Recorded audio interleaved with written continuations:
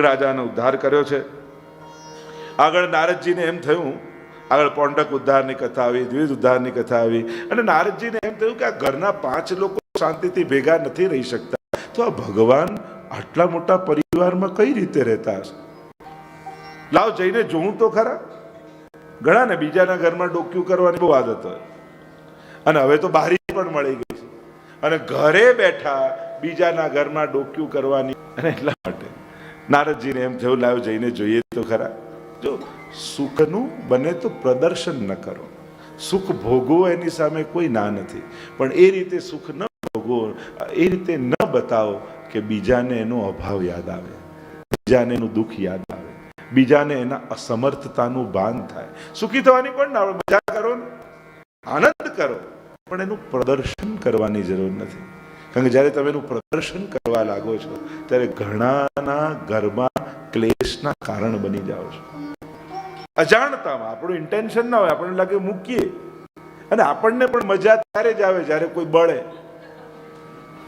નહીં તો તમને ગમતું ઘર હોય, ગમતી ગાડી હોય, ગમતા દાગીના, પણ એવા આઈલેન્ડમાં મૂકી દીધા, તમારા સિવાય કોઈ ના હોય, તમને મજા આવે? આમાંથી એક વસ્તુ જોનારું તો છે નહીં, પહેરીને શું કરું? અચ્છા, તો જોવા માટે પહેરો છે.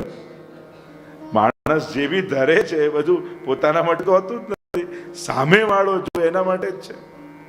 તો આપણું દરેક વસ્તુ સામેવાળાને પ્રભાવિત કરવા માટે જ હોય છે. આપણા નિજ આનંદ માટે માણસ કંઈ કરતો જ નથી. જે પણ આપણું મોંઘું સ્પેન્ડ કરીએ છીએ ને, એ બધું બીજાને ધ્યાનમાં રાખીને જ હોય છે, આપણા કમ્ફર્ટને ધ્યાનમાં રાખીને. જોજો, તમે મોંઘામાં મોંઘી વસ્તુ પહેરશો ને, એ દિવસે એટલા થાકી જશો, કાઢ્યા પછી જ હાસ થશે. તમે બહુ જ મોંઘો હાર, નાનકડો જ હાર છે હીરાનો, પણ ટેન્શન જ રહે કે આ બધું સચવા કંઈ ખોવાય તો નહીં જાય. કોઈ ભાઈ કાઢો ને, હાસ હવે રિલેક્સ થઈ ગયા. તો આ રિલેક્સ થવા માટે તો પછી એ પહેરવાનું, એનાથી રિલેક્સ જ ન થાય, ટેન્શન જ થવાના હોય. વિચાર તો કરો, જે મોંઘું છે એ તમને જ ભાર લાગે છે. એનો વજનથી ભાર નથી હોતું, એના મૂલ્યથી ભાર હોય છે. કારણ કે આ મોંઘું છે, આને સાચવ, એટલે એ બધું તમને નથી સાચવતું, તમારે એને સાચવવું પડે છે. આ જેટલી વસ્તુ આપણે લાવી, આપણે લાગે કે આપણા આનંદ માટે, ખરેખર આપણે જે વસ્તુ સાચવવાની છે. તમે કાર લાવો, કાર કેટલી મોંઘી લાવ, તમને એમ થાય કે કારને કોઈ દિવસ એવું થાય કે હમણાં આને લગ્નમાં જવું છે, હમણાં બગડવું નથી, પહેલા બધું લગ્ન પતે ને પછી બગડીશ. કાર વિચારે ના, એ તો બગડે, આપણે જ એને સાચવવી પડે. આ જે કાંઈ છે એ બધું આપણે સાચવવાનું છે, એ આપણને સાચવતું નથી. આપણને એવું લાગે કે આપણના માટે બહાર હોય છે. અહીંયા નારદજીને એમ થયું કે લાવ જઈને જોઉં તો ખરા પ્રભુ રહે છે કઈ રીતે. અને પ્રભુના ગ્રહસ્થાશ્રમનું દર્શન કરવા માટે નારદજી આવ્યા. અને પ્રભુ જેવો ગ્રહસ્થાશ્રમ બીજો કોઈ નહીં. દરેક સંબંધોને જે રીતે પ્રભુ ભાવે છે, દરેક જોડે પ્રેમથી રહે છે. ક્યાંક કોઈ મહેલમાં જાય તો હિંડોળે ઝૂલી રહ્યા છે, ક્યાંક બાળકો સાથે ખેલી રહ્યા છે, ક્યાંક મંત્રણા કરી રહ્યા છે, ક્યાંક શૃંગાર કરી રહ્યા છે. દરેક ઘરમાં જઈને જ્યારે નારદજી જુએ છે ત્યારે એમને એમ લાગે છે કે પ્રભુ જ્યાં છે ત્યાં એ બધા સંબંધોને નિભાવે. કારણ કે ચેલેન્જ ઘરના 5 લોકોની વચ્ચે રહેવામાં જ હોય છે.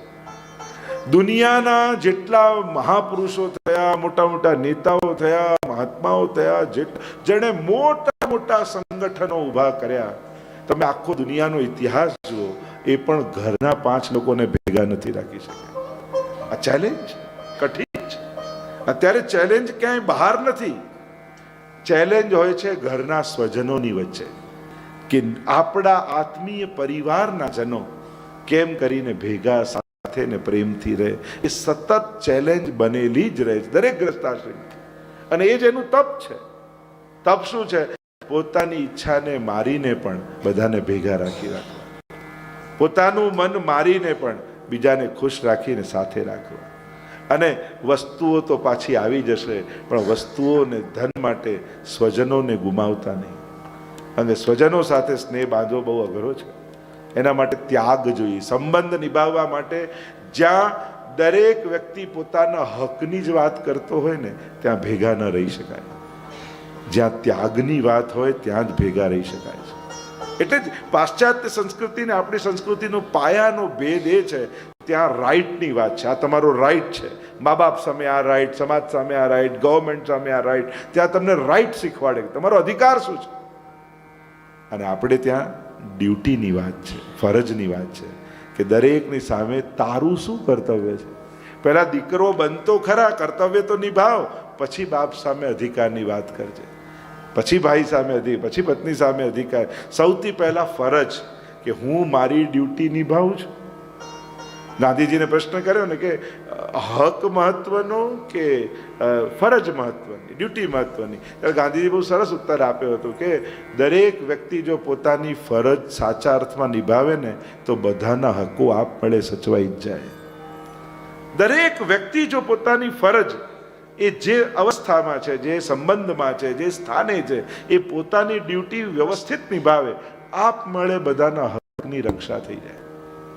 એટલે બહુ જ મહત્વનું છે પારિવારિક સંબંધો.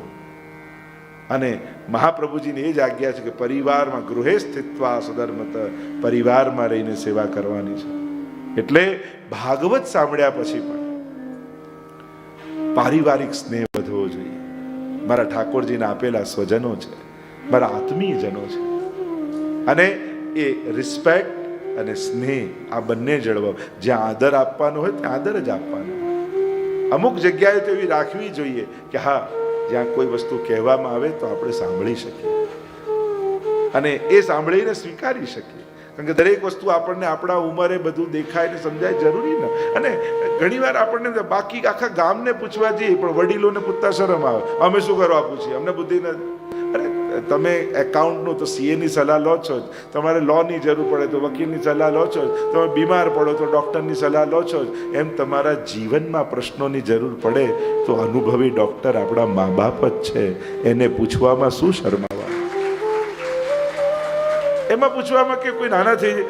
વડીલો જોડે ગમે તેટલા હોશિયાર થાવ, મજા નાના રહેવામાં જ છે.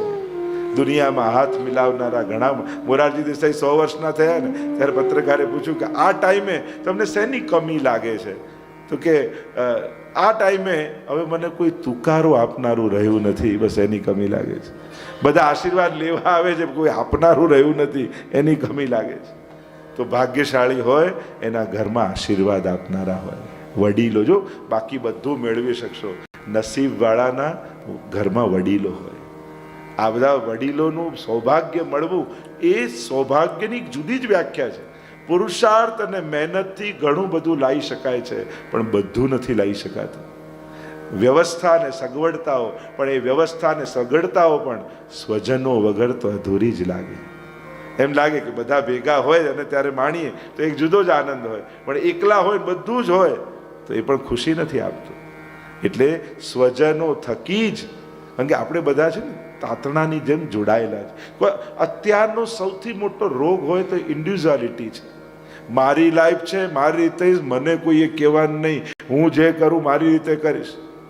આજે સ્વતંત્રતાની વિચારધારા વાવવામાં આવે છે ને, વાંધો નથી, માણસ પોતે પુરુષાર્થી થાય એનો વાંધો નથી, પણ આપણે બધા એકબીજાથી જોડાયેલા છીએ જ. એને રડવા માટે, હસવા માટે કોઈ ખભા જોઈએ જ છે. ઘરના જોડે બગાડશો તો બહાર ફ્રેન્ડ સર્કલ ગોતવા જશો, પણ કોઈક વ્યક્તિ વગર. વિજ્ઞાન પ્રયાસ કરે છે. પ્રયાસ શેનો કરે છે કે માણસને માણસની જરૂર ન પડે એના માટેના સંશોધનો ચાલી રહ્યા છે. અને જો ને મોબાઈલ છે ને, પહેલા રેલવે સ્ટેશન હોય કે એરપોર્ટ હોય તો બધા એકબીજા જોડે વાત કરતા કરતા, અત્યારે ટક ટક ટક ટક ટક ટક ટક ટક ટક કોઈ જોડે વાત કરવા તૈયાર થાય. તમારા નાના છોકરા પેલા ગાંધીજીના વાંદરા છે, 3 પેલું મોઢા પર હાથ હોય, કાન પર હાથ હોય, આંખ પર, જોવું નહીં, બોલવું. તમારા છોકરાને મોબાઈલ આપી દો, 3 વાંદરા એની અંદર દેખાશે. ન કોઈની જોડે વાત કરશે, ન કોઈનું સાંભળશે.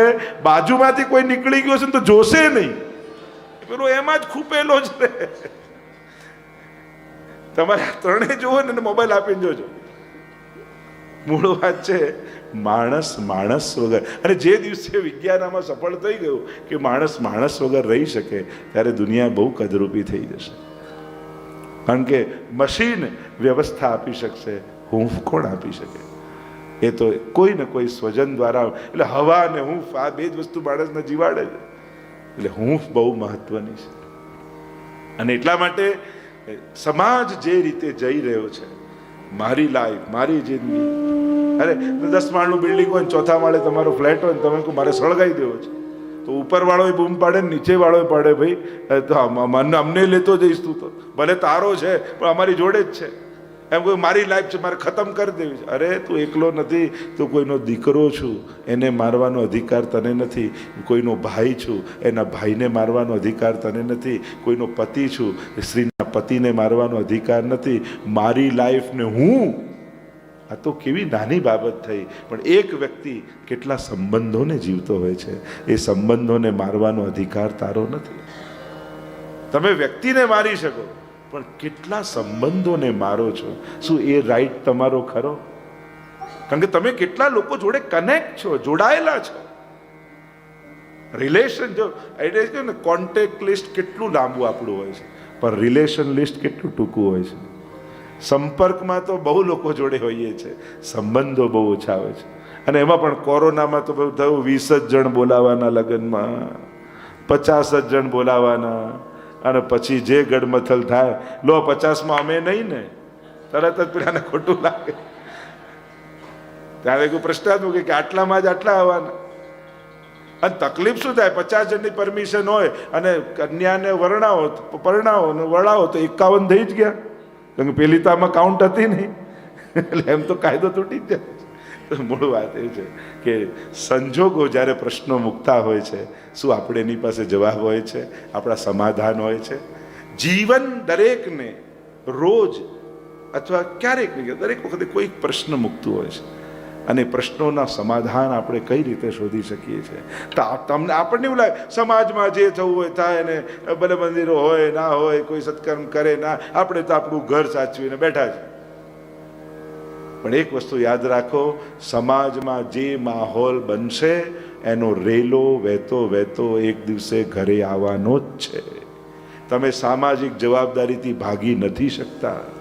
તમને એમ લાગે સમાજમાં જે થવું હોય થાય, હું તો મારું સાચવીને બેઠો છું, પણ એ કેટલા વર્ષ સુધી, કેટલા દિવસ સુધી એનો રેલો વહેતો વહેતો આપણા દીકરા સુધી નહીં તો પૌત્રા સુધી આવી જ જવાનું છે. અને એટલા માટે દરેક માટે સામાજિક જવાબદારીઓ, સમાજનો માહોલ, સમાજનું વાતાવરણ, સમાજ, કારણ કે હવે વડીને નહીં કહી શકાય, હવે તો વ્યવસ્થાઓ ઊભી કરીને પ્રેરિત કરવા પડશે. હવેનો સમય એવો છે ને, આંખ કાઢીને કોઈને કહેશો ને તો નહીં સાંભળે, પણ આંખમાંથી આંસુ પાડીને કહેશો ને તો બધા પડતા બોલ ઝીલી લેશે તમારે. એટલે હવે લાગણીનો સમય છે, હવે ઓર્ડરનો સમય નથી. હવે તમે ઇમોશન દ્વારા જ્યારે વાત કરો છો ત્યારે થાય છે. કારણ કે હવે છોકરાઓને બહુ તમારા હિસ્ટ્રીમાં પણ રસ નથી. જ્યારે પ્રેરણા આપે તો એટલે પપ્પા દાદા અમે તો 100 રૂપિયા લઈને ગામડેથી નીકળ્યા હતા અને અહીંયા પછી આવી મહેનત કરી, આ કરી, આ. પેલો દીકરો કે પપ્પા 100 વાર તમે કહી દીધું. હવે લોકોને તો કોઈની હિસ્ટ્રીમાં બી રસ નથી. અને પેલા તો એમ જ કે તમારા હાર્ડ લખો, એમાં હું શું કરું, મને તો મજા કરવા દો. તમારા તો સંઘર્ષ હતા, મને તો મારા તો સૌભાગ્ય સારા. એટલે હવેનો સમય એવું છે ને કે લોકોને કોઈના ભૂતકાળમાં બહુ રસ નથી. હવે તો ભવિષ્યમાં પ્રેરણા કઈ રીતે આપી શકો એનો વિચાર કરવા, એના માટેની વ્યવસ્થાઓ ઊભી કરવાની કે જ્યાં છોકરાઓને જવું ગમે, સાંભળવું ગમે, એને કોઈ પ્રેરણા મળે. આવું જ્યારે સમાજમાં કંઈક નિર્માણ થાય, ઊભું થાય, ત્યારે લોકો પ્રેરિત થતા હોય છે. અને આવી વ્યવસ્થા સમાજમાં પૂરી પાડી તો પ્રભુના ગ્રહસ્થાશ્રમના દર્શન જ્યારે નારદજી કરવા આવે છે ત્યારે એમને થાય છે કે આદર્શ ગ્રહસ્થાશ્રમી કોઈ હોય તે પરમાત્મા છે. આપણા ભગવાન સંન્યાસી થોડી છે, ભગવાન રામ સંન્યાસી છે, કૃષ્ણ સંન્યાસી છે. એ તો શ્રેષ્ઠ દરેક સંબંધોને નિભાવે છે, ભાગતા નથી, તોડતા નથી. કેવામાં એમાં પણ કૃષ્ણ પ્રભુ તો પાંડવો માટે કેટલો પરિશ્રમ એમણે પોતાના સ્વજનો માટે કર્યો છે, કેટલો શ્રમ. તો આવો પરમાત્મા છે. જ્યારે દર્શન કર્યા અને શ્રેષ્ઠ ગ્રસ્તાશ્રમના દર્શન થયા અને વંદન કર્યા, આગળ યુધિષ્ઠિર જરાસંઘ ઉદ્ધારની કથા આવી, યુધિષ્ઠિર દ્વારા રાજસુ યજ્ઞની કથા આવી. રાજસુ યજ્ઞમાં બધાને જુદી જુદી જવાબદારીઓ સોંપી છે. તું રસો ભીમને કહ્યું તું રસોઈનું સાચવજે, આને કહ્યું તું આને સાચવજે, તું. અને જેને જેમાં રસ હોય એ જવાબદારી અપાય, જેને ખાવાનો શોખ ના હોય એને જમવાની જવાબદારી ના અપાય. નહીં તો શું જરૂર છે, ખીચડી બનાવો ને ચાલશે, આ ક્યાં કંઈ પચવાનું નથી. અરે તને નથી પચતું, બીજાને તો મજા કરવા દે. તો મૂળ વાત છે, જેનો શોખ હોય, જેને જમવાનો શોખ એને જમવાની જવાબદારી આપવાની, જેને સજાવટનો શોખ હોય એને સજાવટની શું જરૂર છે, શું જરૂર છે એમ કરી એને શોખ ના હોય તો કોઈને કરવાય ના દે, એવું થઈ જાય. તો મૂળ વાત અહીંયા રાજસુ યજ્ઞમાં જેને જેને જે આવડત છે એ જવાબદારીઓ. તો દાન આપવાની કોને જવાબદારી આપી? બ્રાહ્મણો આવે તો કે દુર્યોધનને આપો. અરે આ તો બધું ખતમ કરી નાખશે કે ના, એના હાથમાં પદ્મનું નિશાન છે, એ જેટલું આપશે ને એના કરતાં ડબલ બીજા દિવસે આવી જશે. એટલે દુર્યોધન જે આવે એને વધારે વધારે આપતો જાય, વધારે વધારે લઈ જાઓ, બીજા દિવસે ડબલ આવી જાય. બધાને જવાબદારી આપી વારો આવ્યો ભગવાનનો कि प्रभु आप कई जवाबदारी लेशो. और तब प्रभु ने कहा कि अपना यज्ञ में जेटला संतो महात्माओं आवशे ने एना चरण पखारवानी सेवा हूँ करीश. जे जे महात्माओं आवशे ठाकुरजी एना चरण पखारे, एवो आदर ने सत्कार प्रभु करे. अग्र पूजा कोनी करवी यज्ञ में एनी चर्चा चाली कि चलो यज्ञ प्रारंभ थई रह्यो छे, पण पहेलुं पूजन कोનું? અને બધાની સર્વાનું મતે પસંદગી ઉતરી ભગવાન પર કે કૃષ્ણની અગ્ર પૂજા થવી જોઈએ. અને વિરોધ નોંધાવ્યો શિશુપાલે. અરે આ ગ્વાળીઓ, આ ગાયોને ચારનારો, આની કઈ પહેલી અગ્ર પૂજા થતી હશે? વિરોધ કર્યો, 100 અપશબ્દ બોલ્યો. ભગવાન એનો ઉદ્ધાર કર્યો.